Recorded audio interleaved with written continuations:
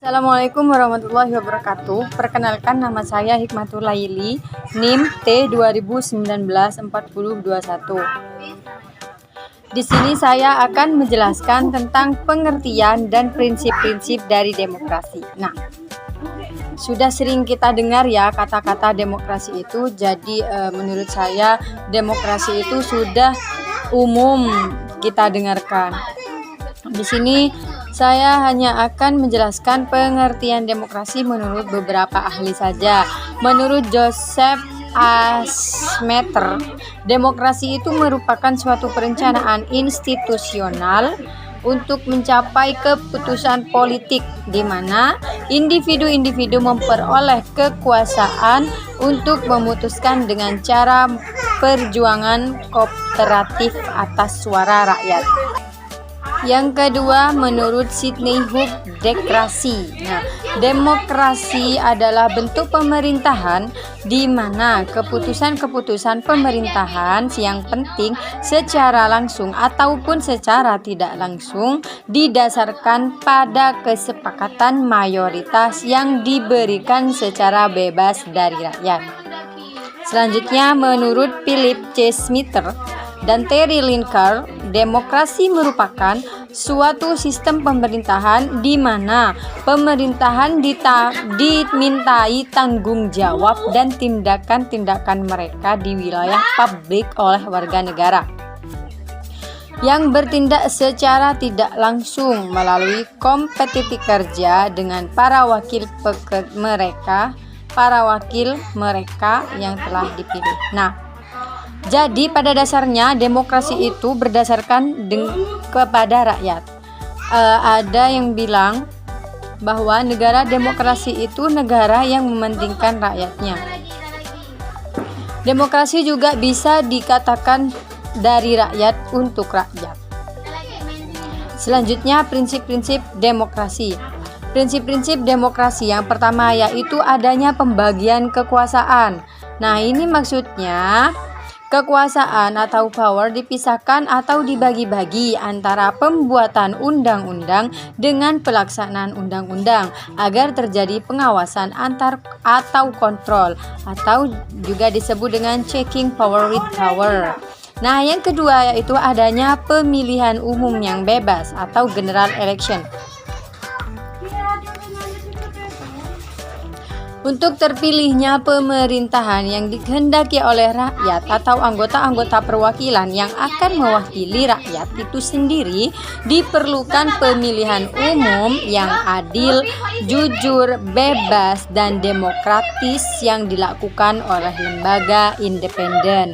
Selanjutnya yang ketiga yaitu adanya manajemen pemerintahan yang terbuka. Nah, untuk terciptanya negara tirai besi yang kaku dan otoriter, perlu keikutsertaan rakyat dalam menilai pemerintahan.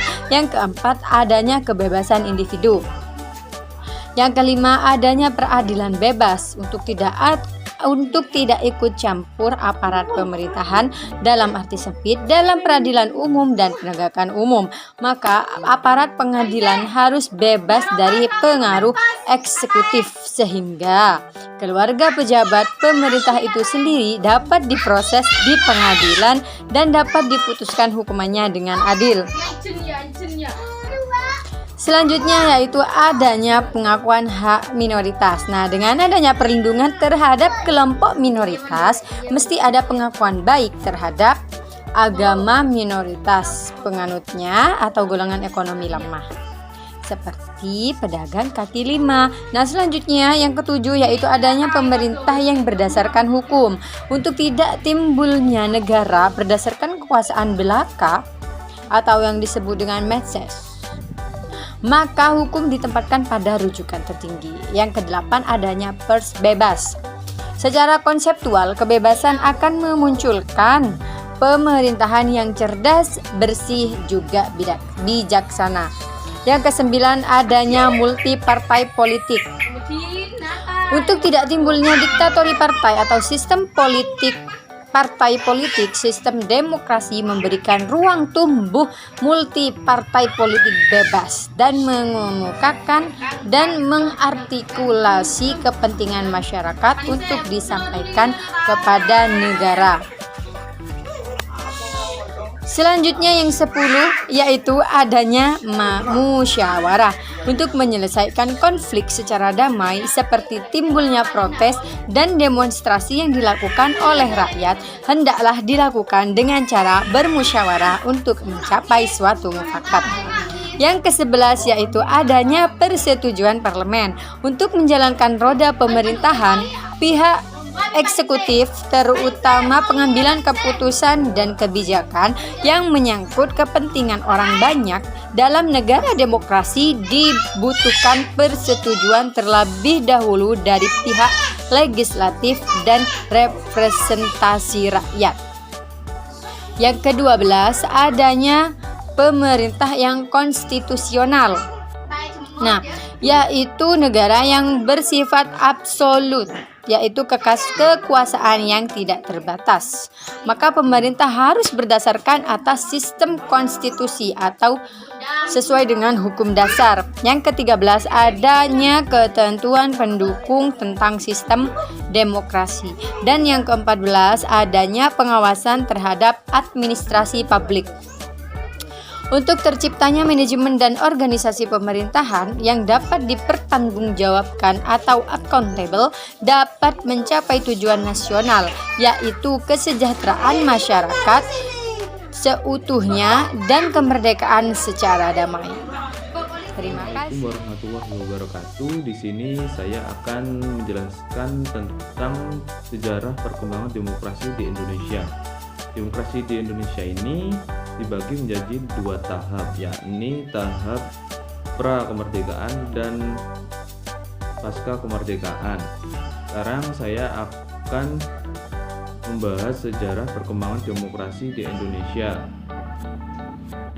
Demokrasi periode 1945 sampai dengan 1959. Demokrasi pada masa ini dikenal dengan demokrasi parlementer. Selanjutnya, demokrasi periode 1959 sampai dengan 1965.